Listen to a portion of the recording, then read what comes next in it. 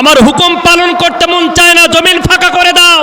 আমার তাকওয়াবান আল্লাহওয়ালা বান্দাদেরকে তোমার যদি ডিস্টার্ব করতেই মন চায়, আমার জমিন ফাঁকা করে দাও, ওদেরকে ইবাদত করতে দাও, আমার গোলামি করতে দাও, দাসত্ব করতে দাও, আমার নামে রাজনীতি করতে দাও, ডিস্টার্ব করিও না। এই জমিন তোমার নয়, তোমার বাবার নয়, আমি আল্লাহর। ওরা যেন সচলভাবে চলতে পারে, এই জন্য আমি আল্লাহ জমিনটা মুসলমানদের জন্য ছেড়ে দিয়েছি। সুবহানাল্লাহ। ডিস্টার্ব করেন, আপনি জাহান্নামে ফেলাবেন, যাদেরকে আপনি জাহান্নামে লিলিহান আগুন বানাবেন, এদের বাবা মার নাম, এরা কোন বংশে জন্মগ্রহণ করবে, কোন বাড়িতে থাকবে, কি চালের ভাত খাবে, কোন এলাকায় থাকবে, বাংলাদেশের কোন জেলায় এরা বসবাস করবে।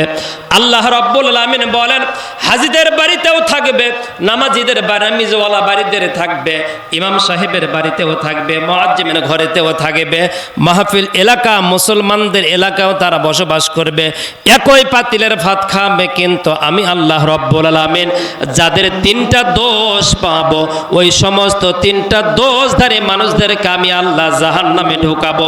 আমি আল্লাহর ওয়াদা কখনো বিফলে যায় না, আমি আল্লাহ কখনো মিথ্যা বলি না, আমি আল্লাহর ওয়াদা কখনো বিফলে যায় না। জোরে কন্না নাউজুবিল্লাহ। এক নাম্বার অপরাধ, আল্লাহ রাব্বুল আলামিন বলেন, লাহুম কুলুবুল লা ইয়াফকাহুনা বিহা। আমার ভাইরা, আমার বন্ধুগণ, মনোযোগ দিয়ে আলোচনাগুলো শুনবেন। লাহুম কুলুবুল লা ইয়াফকাহুনা বিহা, যাদের অন্তর দিয়েছে আল্লাহ।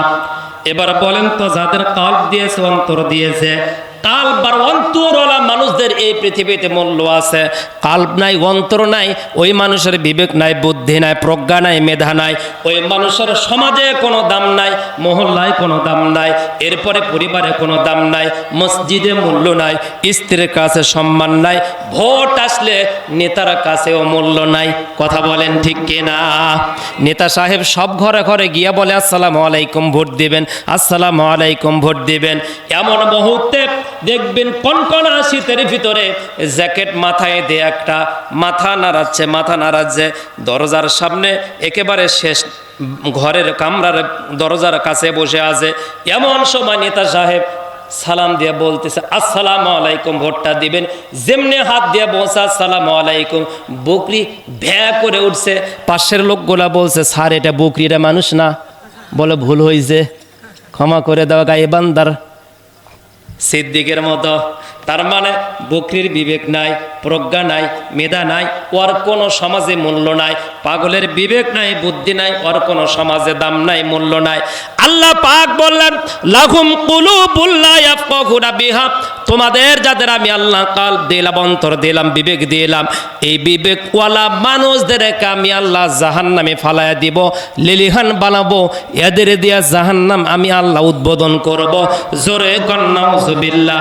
আমরা যদি আল্লাহকে বলে, আল্লাহ আপনি বিবেকওয়ালা মানুষদেরকে জাহান্নামে দিবেন, বিবেকওয়ালা মানুষদের অপরাধটা কি, বিবেকওয়ালা মানুষের সাথে আপনার শত্রুতা কি, বিবেকওয়ালা মানুষদেরকে আপনি কেন জাহান্নাম লিলিহান বানাবেন? আল্লাহ সুবহানাহু ওয়া তাআলা সূরা আর রহমানে বলেছেন, ইয়া মাআশারাল জিন্নি ওয়াল ইনসি ইন ইসতাতা'তুম আন তানফুযু মিন আকতারিস সামাওয়াতি ওয়াল আরদ ফানফুযু লা তানফুযুনা ইল্লা বিসুলতান ফাবিআইয়ি আলা'i রাব্বিকুমা তুকাযযিবান। জোরে বলেন আল্লাহু আকবার, জোরে আল্লাহু আকবার। ইয়া মা'শারাল জিন্নি ওয়াল ইনস, হে মানুষ সকল, আমার যদি দাসত্ব আর গোলামি করতে মন না চায়, তাহলে আমার জমিনটা ফাঁকা করে দাও। আমার হুকুম পালন করতে মন চায় না, জমিন ফাঁকা করে দাও। আমার তাকওয়াবান আল্লাহওয়ালা বান্দাদেরকে তোমার যদি ডিস্টার্ব করতেই মন চায়, আমার জমিন ফাঁকা করে দাও, ওদেরকে ইবাদত করতে দাও, আমার গোলামি করতে দাও, দাসত্ব করতে দাও, আমার নামে রাজনীতি করতে দাও, ডিস্টার্ব করিও না। এই জমিন তোমার নয়, তোমার বাবার নয়, আমি আল্লাহর। ওরা যেন সচলভাবে চলতে পারে, এই জন্য আমি আল্লাহ জমিনটা মুসলমানদের জন্য ছেড়ে দিই। দিয়েছি, সুবহানাল্লাহ। ডিস্টার্ব করেন। আল্লাহ পাক বলেছেন, লাখ করে বলেন, ইয়া মাশারাল জিন্নি ওয়াল ইনস, ভাগ করে দে, জায়গা পরিষ্কার করে দে, তোদের জন্য জমিন না। তোরা তো স্বৈরাচারী, তোদের জন্য জমিন না, তোদের জন্য জমিন না, জমিন তাদের জন্য যারা আমার পায়ে সেজদা করে গোলামি করে। ওদের বিবেক দিয়ে ওরা ওদের রবকে চিনেছে। লাহুম কুলুবুল্লা ইয়াফকাহুনা বিহা, আল্লাহ পাক কলব দিলেন, অন্তর দিলেন। 10 টাকা চেনো, 5 টাকা চেনো, 20 টাকা চেনো, হালালটা চেনো না, হারামটা চেনো, ন্যায়টা চেনো না, অন্যায়টা চেনো, আল্লাহওয়ালাদেরকে চেনো না। সন্ত্রাসী, সুদখোর, ঘুষখোর, জিনাখোর, ব্যভিচারী, মানুষের সম্পদ নিয়ে যারা লুণ্ঠন করে, টেন্ডারবাজি করে, যারা মানুষের জীবনের জন্য আশঙ্কা হয়ে দাঁড়িয়েছে, তাদেরকে তোমরা চেনো। অথচ আল্লাহওয়ালা, তাকওয়াবান, পরহেজগার, মুত্তাকিওয়ালাদেরকে তোমাদের দেখলে চোখের দুষ্পড়া হয়। ইয়া মাশারাল জিন্নি ওয়াল ইনস, তোরা ফাঁকা করে দে জমিনটা। জমিন আমি আল্লাহ দিয়েছি ওদের জন্য। কার জন্য? যারা আমার দাসত্ব করে, যারা আমার গোলামি করে, আমার পায়ে যারা লুটিয়ে পড়ে, ওদের জন্য আমি আল্লাহ জমিনটা দিয়েছি, তোদের জন্য না। স্বৈরাচারীদের জন্য আল্লাহ পাক জমিন দেন নাই। সূরাতুল আরাফ আল্লাহ বলেছেন, কিছু সংখ্যক মানুষ এবং জিনদের জন্যই আমি জাহান্নামে দিব, বিদায়াদেরকে আমি দুনিয়াতে পাঠায়া দিয়েছি, অন্য কোনো কারণে নয়, শুধু জাহান্নাম ভরাবো এদেরকে দিয়া, এই জন্য এদেরকে দুনিয়াতে পাঠাইলাম। 1 নাম্বার, লাহুম কুলুবুল্লা ইয়াফকাহুনা বিহা, কালব আছে, অন্তর আছে, বিবেক আছে, প্রজ্ঞা আছে, মেধা আছে, কিন্তু আমি আল্লাহ রাস্তায় খাটাই না।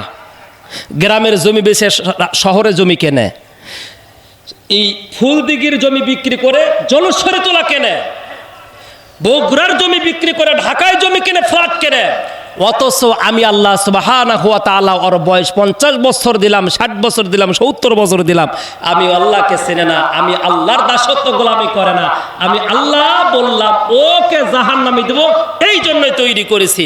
আর জাহান্নামী ব্যক্তিদের 3টা গুণ থাকবে, এই দুনিয়াতে প্রকাশ্যে দেখবেন। 1, ওই ব্যক্তির দিকে তাকাইলে আপনাকে, ওই ব্যক্তির দিকে তাকাইলে আপনার ভিতরে একটা ভয় আসবে, আশঙ্কা আসবে, আপনি মনে করবেন বাবা এটা বুঝি কি আসলো। অথচ সে কিন্তু কোনো জানোয়ার না, সে কিন্তু কোনো পশু না, কিন্তু ওর চেহারার ভিতরে আল্লাহ পাক একটা ভয়ের ছাপ দিয়েই দিবে।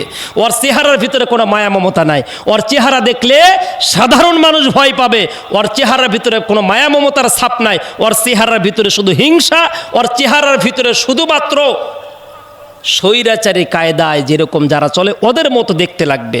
ফেরাউন ইতিহাস, কাবার ইতিহাসে একটি বই আছে, বাইতুল মুকাররম, ওই বইয়ের ভিতরে এসেছে, ফেরাউন এত চেষ্টা করেছে রসুল যেরকম জামা পরেছে ওই রকম জামা, রসুল যে জায়গায় পানি খাইছে ওই জায়গায় পানি খাওয়া, যে রসুল যে বাজার থেকে বাজার করেছে ওই রকম বাজার করা, শুধু জনপ্রিয়তা অর্জন করার জন্য সারা জীবন চেষ্টা করেছে ফেরাউন মানুষের কাছে জনপ্রিয়তা হওয়ার জন্য। কিন্তু ওর যারা কর্মী ওরা এসে বলে আপনার চেহারা দেখলে সন্ত্রাসীর মতো লাগে। কে?